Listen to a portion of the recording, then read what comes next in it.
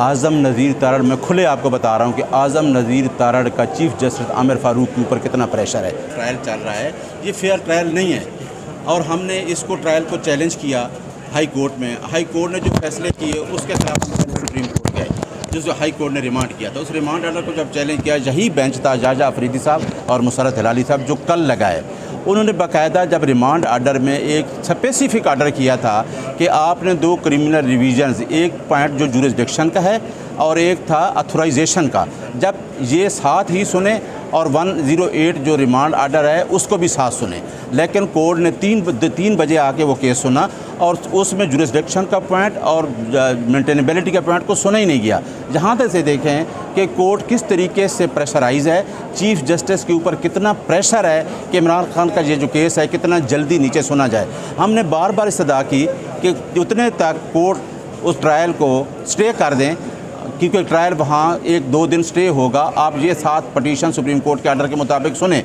फिर हमारी रिक्वेस्ट थी कि हमारी ट्रांसफ़र एप्लीकेशन भी जहाँ पेंडिंग है, अब ट्रांसफ़र एप्लीकेशन के ऊपर जज साहब ये फैसला करते हैं कि जो दिलावर हमायूं साहब के जो ट्वीट्स हैं उनको हमने FIA भेज दिया है, और अगर FIA की रिपोर्ट्स नहीं आती, क्योंकि उस पर वाज़ेह है कि ये ट्वीट्स उनकी फ़ेसबुक से जारी हुए हैं, और उसकी रिपोर्ट ना आने के बावजूद जज साहब ने हमारी स्टे की सदा मुस्तरद कर दी और 2 दिन से जहाँ ट्रायल शुरू है। कल भी देखा था आपने कोर्ट के अंदर कि कोर्ट किसी तरीके से हमारे साथ 3 बजे तक जहाँ चेयरमैन PTI को बिठाया कि नहीं, आप 342 की जो स्टेटमेंट है वो रिकॉर्ड कराएं। हमने कहा कि हमारी और पटिशन 2 पेंडिंग पड़ी हैं सुप्रीम कोर्ट में, अगर कल फैसला ये हो जाता है कि ये जज जो है इसकी ट्रांसफ़र की एप्लीकेशन हमारी मंजूर हो जाती है तो ये ट्रायल कहाँ जाएगा। लेकिन जज साहब बज़िद रहे कि मैं ये केस सुनूंगा और 3 बजे तक पेंडिंग किया, और पेंडिंग करके फिर आज के लिए रखा कि आप इसके ऊपर 342 की स्टेटमेंट रिकॉर्ड कराएं।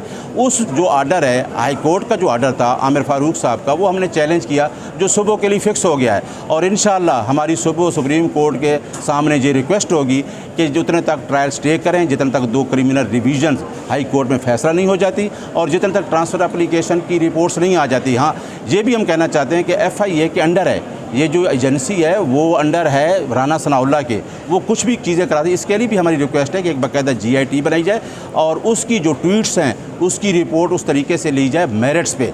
और जिस तरीके से ट्रायल चलाया जा रहा है या अल कादिर यूनिवर्सिटी का केस चलाया जा रहा है, अब गवर्नमेंट के पास कितने दिन रह गए हैं। अब वो जाते हैं कि ना इमरान खान अरेस्ट हुआ, ना चेयरमैन PTI को हम अरेस्ट करवा सके, ना इसके ख़िलाफ़ कोई ऐसी चीज़ कोई कन्विक्ट करा सके, और अब उनका पूरी कोशिश है कि हम इमरान खान को ये जाते दिनों में एक लेवल प्लेइंग फील्डिंग करके इसको डिसक्वालीफाई कराएं, चाहे वो आर्डर अगले दिन सेटिसाइड भी हो जाए, सस्पेंड भी हो जाए। पूरी कोशिश है कि हम इमरान खान को डिसक्वालीफाई कराएं, लेकिन इस सिस्टम से आउट नहीं किया जा सकता है एक आदमी को। पूरी आवाम उसके साथ खड़ी है। और आज के जो केसेस हैं, आज भी देखें, कल भी देखें, 24-25 केसेस थे।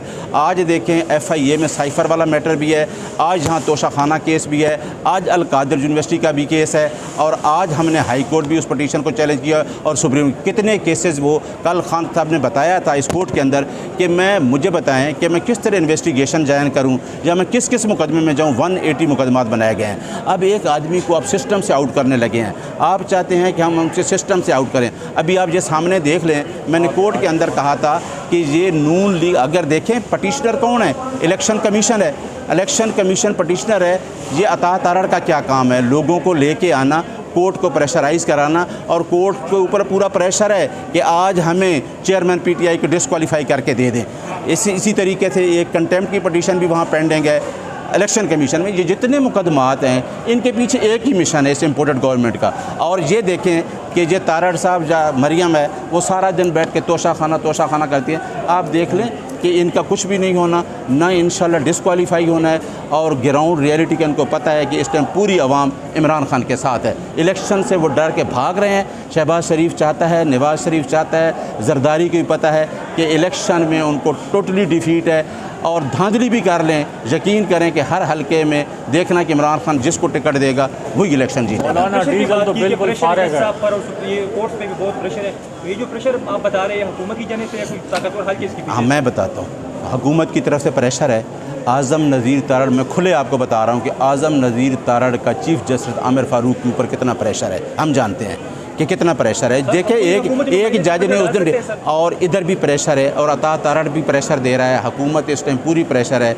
इनके अभी सिटिंग जो है एडिशनल अटार्नी जनरल भी, वो भी इस केस में आ रहे हैं, वो सिद्दीक अमान सब सामने जा रहे हैं। इतना प्रेशर तो है कि अपनी हुकूमत। अब देखें, अगर मेरे ऊपर कोई इल्ज़ाम है ना तोशा खाना का, तो इसमें पार्टी कौन है, किसने की है पटिशन फाइल? इलेक्शन कमीशन ने की है। इलेक्शन कमीशन की पटिशन में नून लीग आके किस तरह इनके वकला आके कह सकते, अदालत के ऊपर प्रेशर डाल सकते हैं। आज़म नज़ीर तारड़, मैं खुले आपको बता रहा हूँ कि आज़म नज़ीर तारड़ का चीफ जस्टिस आमिर फ़ारूक के ऊपर कितना प्रेशर है। ट्रायल चल रहा है, ये फेयर ट्रायल नहीं है, और हमने इसको ट्रायल को चैलेंज किया हाई कोर्ट में। हाई कोर्ट ने जो फैसले किए उसके खिलाफ सुप्रीम कोर्ट गए, जिस हाई कोर्ट ने रिमांड किया था। उस रिमांड ऑर्डर को जब चैलेंज किया, यही बेंच था जाजा अफरीदी साहब और मुसरत हिलाली साहब जो कल लगाए, उन्होंने बाकायदा जब रिमांड ऑर्डर में एक स्पेसिफिक ऑर्डर किया था कि आपने 2 क्रिमिनल रिवीजन्स, एक पॉइंट जो जुरिस्डिक्शन का है और एक था अथोराइजेशन का, जब ये साथ ही सुने और 108 जो रिमांड ऑर्डर है उसको भी साथ सुने, लेकिन कोर्ट ने 3 बजे आके वो केस सुना और उसमें जुरिस्डिक्शन का पॉइंट और मेंटेनेबिलिटी का पॉइंट को सुना ही नहीं गया। जहाँ तक से देखें कि कोर्ट किस तरीके से प्रेशराइज है, चीफ जस्टिस के ऊपर कितना प्रेशर है कि इमरान खान का ये जो केस है कितना जल्दी नीचे सुना जाए। हमने बार बार इस्तदा की कि उतने तक कोर्ट उस ट्रायल को स्टे कर दें, क्योंकि ट्रायल वहाँ 1-2 दिन स्टे होगा। आप ये 7 पटिशन सुप्रीम कोर्ट के ऑर्डर के मुताबिक सुने। फिर हमारी रिक्वेस्ट थी कि हमारी ट्रांसफ़र एप्लीकेशन भी जहाँ पेंडिंग है। अब ट्रांसफ़र एप्लीकेशन के ऊपर जज साहब ये फैसला करते हैं कि जो दिलावर हुमायूं साहब के जो ट्वीट्स हैं उनको हमने FIA भेज दिया है, और अगर FIA की रिपोर्ट्स नहीं आती, क्योंकि उस पर वाज़े है कि ये ट्वीट्स उनकी फेसबुक से जारी हुए हैं, और उसकी रिपोर्ट ना आने के बावजूद जज साहब ने हमारी स्टे की सदा मुस्तरद कर दी और 2 दिन से जहाँ ट्रायल शुरू है। कल भी देखा था आपने कोर्ट के अंदर कि कोर्ट किसी तरीके से हमारे साथ 3 बजे तक जहाँ चेयरमैन PTI को बिठाया कि नहीं, आप 342 की जो स्टेटमेंट है वो रिकॉर्ड कराएं। हमने कहा कि हमारी और पटिशन 2 पेंडिंग पड़ी हैं सुप्रीम कोर्ट में। अगर कल फैसला ये हो जाता है कि ये जज जो है इसकी ट्रांसफ़र की एप्लीकेशन हमारी मंजूर हो जाती है, तो ये ट्रायल कहाँ जाएगा। लेकिन जज साहब बज़िद रहे कि मैं ये केस सुनूंगा, और 3 बजे तक पेंडिंग किया, और पेंडिंग करके फिर आज के लिए रखा कि आप इसके ऊपर 342 की स्टेटमेंट रिकॉर्ड कराएं।